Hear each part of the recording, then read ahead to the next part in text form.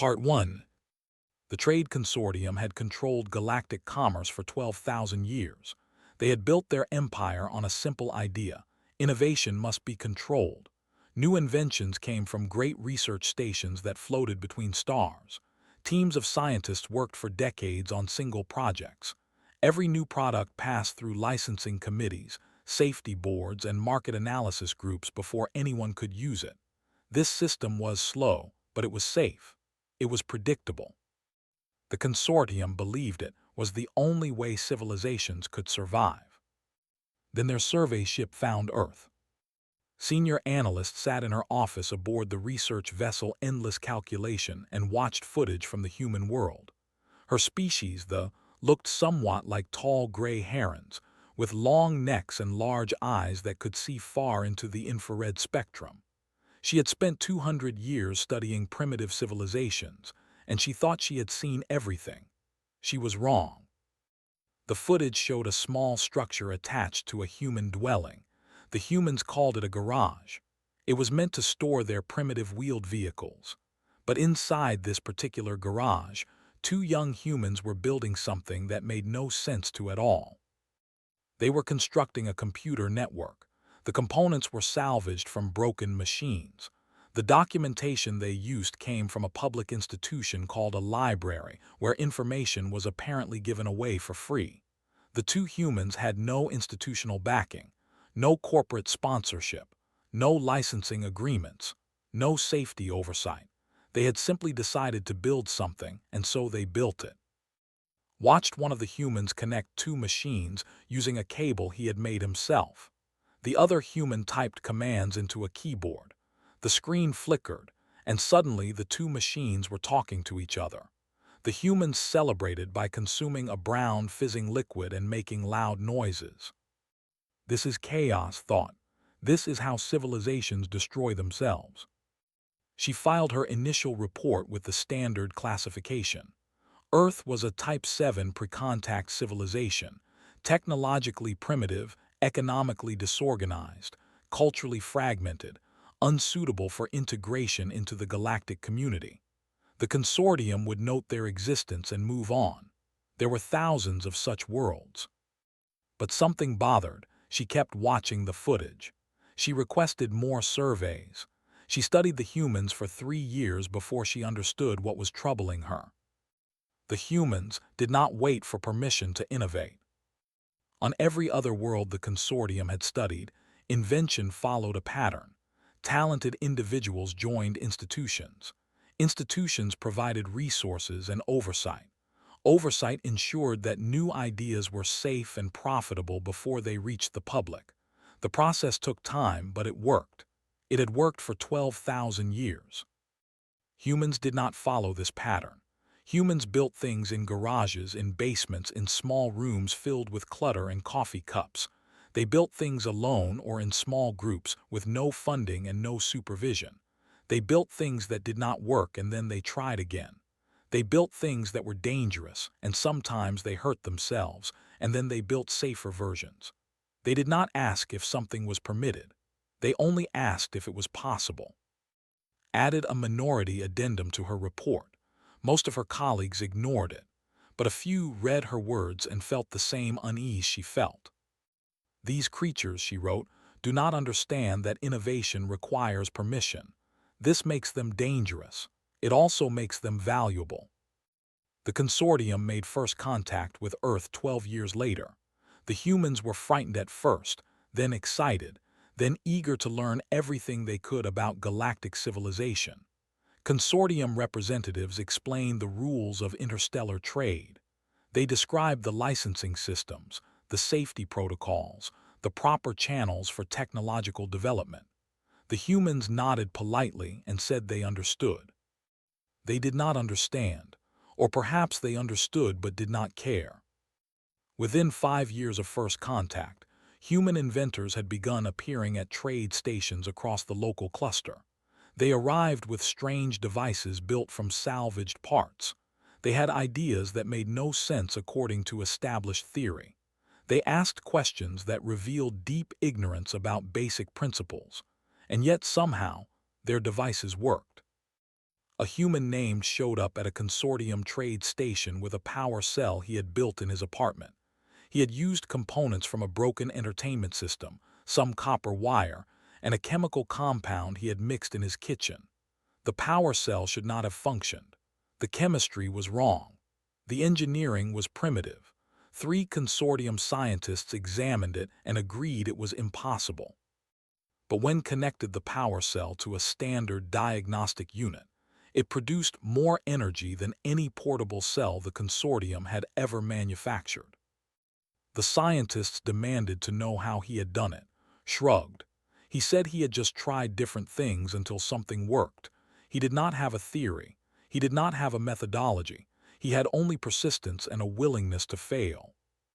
The consortium purchased his design for a substantial sum, used the money to buy better equipment, and went back to his apartment to invent something else. Stories like this. Human inventors began to develop a reputation across the galaxy. They were not the species. They were not the most technologically advanced. Their understanding of basic science was often incomplete or simply wrong. But they had something that other species lacked. They did not believe in impossible. The collective was a peaceful federation of worlds that had struggled with food production for centuries. Their agricultural scientists had spent generations trying to improve crop yields, with limited success. Then, a human woman named Dr. Sarah visited one of their research stations. She was not a famous scientist. She had a small laboratory at a university on Earth and very little funding. She had come to the station as a tourist. Doctor looked at the crops and asked a simple question. Had they tried growing the plants upside down? The scientists were confused. Why would anyone grow plants upside down? It made no sense. Plants needed light from above and nutrients from below. Everyone knew this. Doctor shrugged. She said that on Earth, some people grew plants upside down because it saved space. She did not know if it would work with crops, but it might be worth trying. The scientists were skeptical, but they were also desperate. They tried the experiment. To their amazement, the inverted plants grew 30% faster than normal. They did not understand why. Neither did Doctor, but the results were clear. Within a decade, inverted growing techniques had spread across the collective. Food production increased dramatically. Millions of who had lived with hunger now had enough to eat, and all because a human tourist had asked a silly question. Followed these developments with growing fascination. She had retired from active survey work, but she continued to study humanity from her home on Prime. She collected stories of human inventors. She analyzed their methods, or tried to. She could find no pattern, no system, no underlying logic. Humans simply tried things. They failed often, but when they succeeded, they sometimes changed everything. She published a paper titled The Garage Principle: Human Innovation and the Limits of Institutional Control. It was controversial. Many of her colleagues dismissed it as romantic nonsense. Humans were primitives, they said. Their successes were flukes. Real innovation required structure, oversight, and discipline. But some readers took her ideas seriously. They began to wonder if the consortium's ancient systems were missing something important. They began to watch the humans more carefully. And the humans, unaware that they were being studied, continued to build strange things in cluttered rooms. They continued to ask questions that made no sense. They continued to try the impossible, fail, and try again. Ended her paper with a warning that would later prove prophetic. The galaxy has operated on certain assumptions for 12,000 years. The humans do not share these assumptions. We must decide whether to teach them our ways or learn from theirs. If we choose wrong, we may find that our ancient systems cannot survive contact with creatures who do not understand that some things cannot be done. The consortium read her warning. They considered it carefully, and then they made their decision. They decided to control the humans. It would prove to be the greatest mistake in the history of galactic commerce. Part 2. The hegemony of aligned worlds was one of the oldest and most powerful civilizations in the galaxy. They had existed for 15,000 years. Their scientists had mapped the fundamental forces of the universe. Their engineers had built structures that spanned solar systems. Their accumulated knowledge filled databases that would take a human lifetime to read. For 400 years, their greatest minds had worked on a single problem: faster-than-light communication. The existing system required massive relay stations positioned throughout space. Building and maintaining these stations was expensive. Messages could take days or weeks to travel between distant worlds. The hegemony wanted something better. They assembled teams of the most brilliant scientists from 100 worlds. They built pristine laboratories with unlimited budgets. They held conferences, published papers, and debated theories. After 4 centuries of work, they produced 3,000 peer-reviewed publications explaining, in careful detail, why faster-than-light communication without relay stations was theoretically impossible. Then Maya solved the problem in her apartment. Maya was not a famous scientist. She worked a night shift at a transit station in a human city called Chicago. She had studied physics in school but never finished her degree. She lived in a small apartment filled with electronic equipment she had bought from second-hand shops or salvaged from discarded machines. Maya had read about the hegemony's FTL communication problem. She did not understand most of the technical details. The mathematics was far beyond her training, but she had an idea. It was, by her own description, a stupid idea that should not work. She built a prototype using a repurposed microwave oven, 17 meters of copper wire, and some components she could not even name. She worked on it for 6 months, testing and adjusting, guided more by intuition than theory. She kept notes on paper napkins because she often had her best ideas during her breaks at the transit station. One night, her device produced a signal. The signal traveled faster than light. It reached a receiving station on Mars in less than a second, when it should have taken several minutes. Maya stared at her equipment. She checked her readings. She ran the test again. The same result. She contacted the local hegemony trade office the next morning. The representative who answered was a tall being with purple skin and too many eyes. He looked at Maya with polite skepticism as she explained what she had built. He sent a team of scientists to examine her apartment. The scientists spent 3 days studying Maya's device. They took measurements. They ran simulations. They argued with each other in languages Maya did not understand. Finally, their leader, a distinguished researcher named, asked to speak with her privately. "This should not work," said. His voice was calm, but Maya could see confusion in his many eyes. "The mathematics are inelegant. The engineering is primitive. Several components appear to serve no function whatsoever." "I know," Maya said, "but when I remove them, it stops working." "That makes no sense." Maya shrugged. "I didn't say it made sense. I just said it works." Was silent for a long moment. Then he asked the question that Maya would hear many times in the years to come. "How did you do this?" Maya thought about the question. She had been asked it before about other things she had built. She had never found a good answer. "I just tried stuff," she said. "Most of it didn't work, but I kept trying until something did." Stared at her. In his 400 years of research, he had never encountered this methodology. It was not a methodology at all. It was simply persistence combined with an irrational refusal to accept failure. Within a year, Maya's stupid idea had been refined, improved, and manufactured at scale. The hegemony's 4 centuries of relay station investment became obsolete almost overnight. Communications that once took weeks now happened instantly. The galaxy became smaller. Maya became wealthy. She used the money to buy a larger apartment with more room for equipment. She went back to work on her next idea. The established powers of the galaxy watched the Maya incident with alarm. If one human with no formal training could overturn 400 years of research, what else might humans accomplish? The consortium's attempt to control human innovation had failed completely. Humans would not be controlled. They did not seem to understand what control meant. A new approach was needed. The galactic innovation networks emerged from a desperate compromise between the old powers. If humans could not be controlled, perhaps they could be channeled. The networks recruited human inventors by the thousands.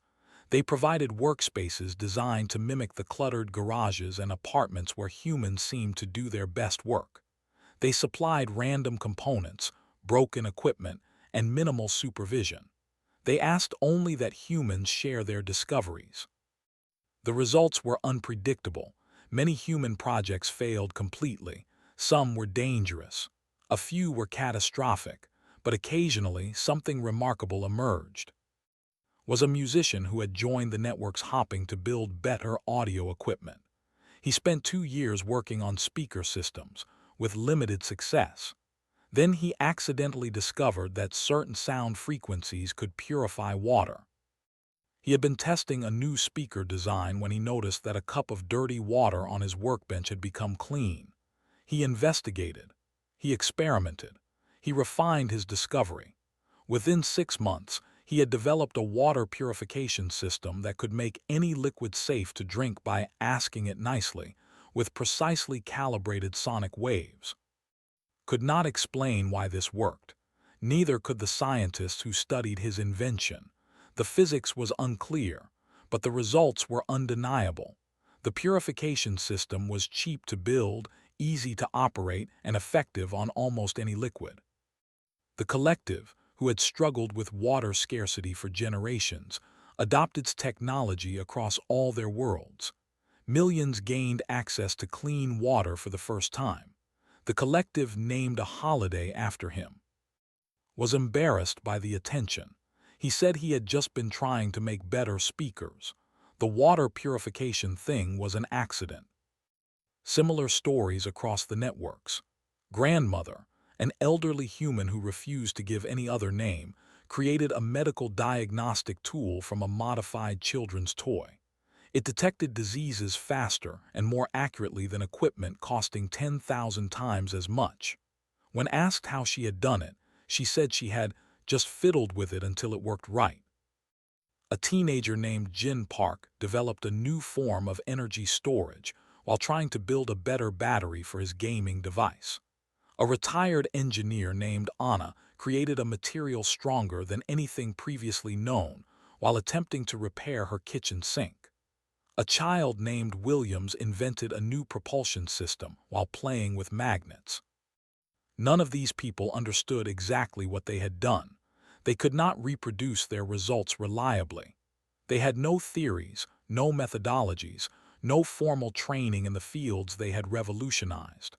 They had simply tried things until something worked. The established species watched in horrified fascination. Human innovation violated every principle of proper research. It was chaotic, wasteful, and dangerous. It was also undeniably effective. Some species tried to adopt human methods. They built their own cluttered workspaces. They told their researchers to just try things. The results were mostly disappointing. The alien researchers could not shake their training. They could not embrace failure the way humans did. They could not maintain hope in the face of repeated disappointment. Humans, it seemed, had something unique. They were not smarter than other species. They were not more creative, but they had an irrational optimism that other species could not replicate. They believed deep in their psychology that problems could be solved, even when evidence suggested otherwise, even when experts said it was impossible. Now very old, published her final paper from her retirement home on Prime. She called it The Unreasonable Effectiveness of Unreasonable Hope. We have spent 12,000 years building systems to ensure that innovation is safe and controlled, she wrote. The humans have shown us that safety and control are not always compatible with progress. They have taught us that sometimes the impossible is only impossible until someone too ignorant or too stubborn tries it anyway. We must learn from them, or we will be left behind. Her words spread across the galaxy. They sparked debates, arguments, and changes. The old systems did not collapse overnight, but they began to crack. And in cluttered workspaces across 1,000 worlds, humans continued to build impossible things, unaware that they were changing history. Part 3. 300 years had passed since the survey ship first discovered Earth. The galaxy had been transformed in ways that no one could have predicted. The great corporate research stations still existed. They floated between stars, filled with brilliant scientists working on important problems. But they were no longer alone. Alongside them, scattered across every major world and station, were thousands of human-style innovation garages. These garages were deliberately messy. They were stocked with random components, broken equipment, and salvaged parts. They had minimal supervision and few rules. They attracted dreamers and tinkerers from every species, though humans still made up the majority of their inhabitants. Most garage projects failed. This was expected. Failure was part of the process. But occasionally, something emerged that changed everything. A new energy source, a revolutionary medical treatment, a material with impossible properties. The garages had become the engines of galactic progress. The monument to impractical dreams orbited Earth's sun, halfway between Earth and Mars. It was one of the largest structures ever built by any civilization. Its architecture was deliberately strange. The design violated 17 principles of structural engineering. It should have collapsed under its own weight. It did not collapse because its builders had found solutions that should not have worked but somehow did. Visitors came from across the galaxy to study the monument. Each section told the story of a human invention that had changed civilization. There were displays about Maya and her faster-than-light communication system. There were exhibits dedicated to sonic water purification. There were memorials to Grandmother, Jin Park, Anna, and thousands of others. The displays did not focus on the inventions themselves. The technology had long since been improved and refined by professional researchers. Instead, the displays focused on the inventors, their stories, their methods, their remarkable ability to ignore evidence that suggested their ideas would never work. A young named visited the monument on a school trip. She was descended from the analyst who had first recognized humanity's unique potential, had read her ancestors' papers many times. She thought she understood what humans were capable of. She was wrong. The monument's central chamber contained recordings of human inventors describing their work. Listen to a woman named Dr. Sarah, whose simple question about growing plants upside down had helped feed millions of. "I didn't think I was doing anything special," Doctor said in the recording. "I just asked a question. On Earth, we ask questions all the time. Most of them lead nowhere, but sometimes they lead somewhere good. You never know until you ask." Moved to another display. This one featured a man named, who had built a revolutionary power cell in his apartment using kitchen supplies. "People keep asking me how I did it," said. "I don't really know, I just kept trying things. I failed hundreds of times, but I figured if I tried enough different things, eventually something would work. It sounds stupid when I say it out loud, but it's true." The next display showed a teenager named Jin Park, whose accidental energy storage breakthrough had transformed galactic power systems.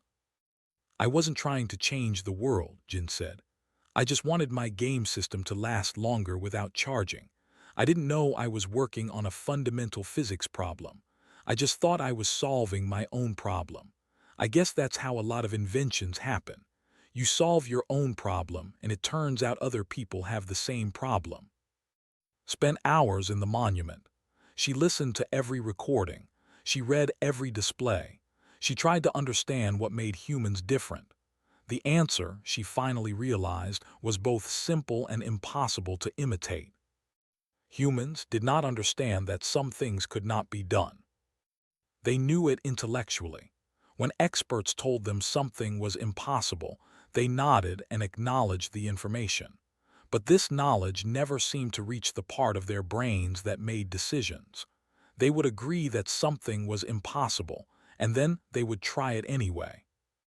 Returned home and wrote a paper about her experience. She called it The Persistence of Impractical Hope. In it, she argued that humanity's greatest gift to the galaxy was not any specific invention, but rather a way of thinking that other species struggled to understand. Humans approach problems differently than we do, she wrote. They do not begin by asking whether a problem can be solved. They begin by asking how a problem might be solved. This seems like a small difference, but it changes everything. When we encounter evidence that a solution is impossible, we stop. When humans encounter the same evidence, they simply try a different approach. Her paper was widely read and discussed. Some critics argued that she was romanticizing humanity. Others said she was understating their importance. But most agreed that she had captured something true about the species that had changed galactic civilization. In the centuries since first contact, humanity had spread across the galaxy. They were no longer confined to Earth and its nearby colonies. They lived on space stations, orbital platforms, and alien worlds.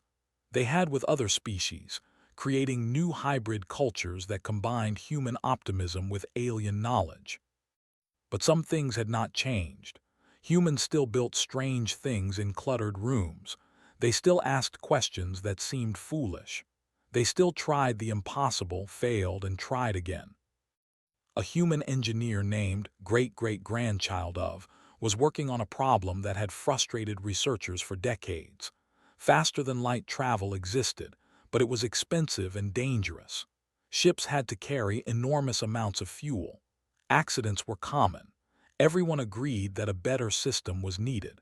Everyone also agreed that the fundamental physics made improvement impossible. Did not believe in impossible.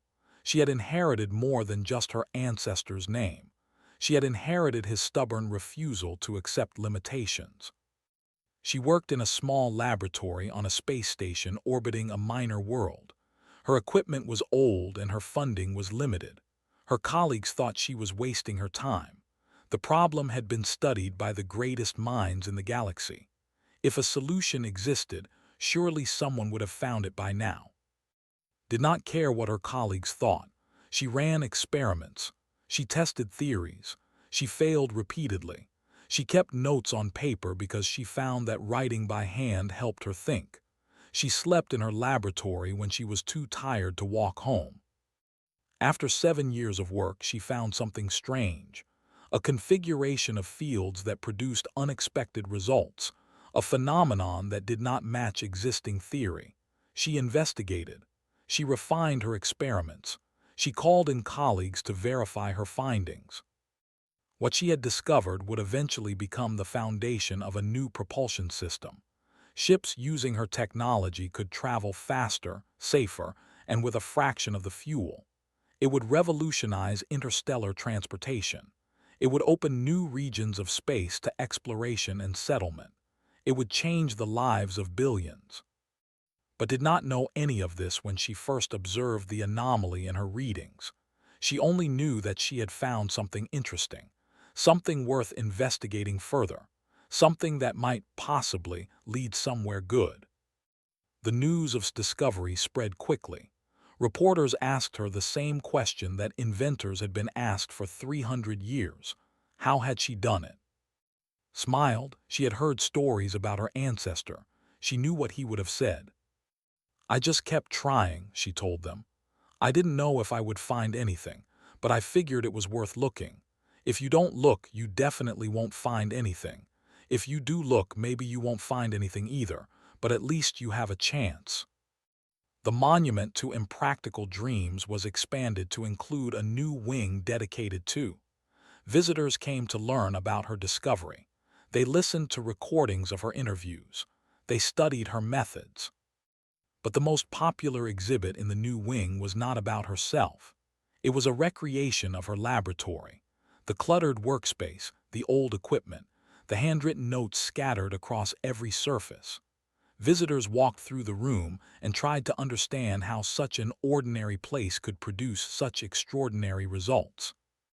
There was no simple answer. Human innovation remained a mystery even after 300 years of study. Other species could imitate the methods but not the mindset. They could build garages but not the strange human optimism that made garages productive. The final display in the monument featured a simple plaque. On it were the words spoken by Ambassador Jackson at the first address by a human to the Galactic Assembly 3 centuries ago. Those words had been translated into 14,000 languages. They had been quoted in countless papers and speeches. They had become the unofficial motto of the human species. Because no one told us we couldn't, and by the time they did, we'd already done it. Visited the monument again on the anniversary of first contact. She was old now, her long neck bent with age, her eyes dim, but she made the journey every year. It was important to her. It helped her remember why she had dedicated her life to studying humanity. She stood before the final plaque and read the words once more. She had read them thousands of times. She still did not fully understand them. Perhaps no non-human ever could. But she understood this much. The humans had given the galaxy a gift. Not any particular invention, but something more fundamental. They had shown that the impossible was often just the untried. They had proven that persistence and hope could overcome evidence and expertise. They had demonstrated that progress sometimes came not from the great research stations, but from cluttered rooms filled with dreamers who refused to give up. Left the monument as the sun set behind the great structure. She looked up at the stars, visible now in the darkening sky. Somewhere out there, she knew, humans were building strange things. They were asking foolish questions. They were trying the impossible. She smiled. The galaxy was better for it. It always had been. It always would be. And somewhere, in a cluttered room on a world she would never visit, a human inventor was about to change everything again.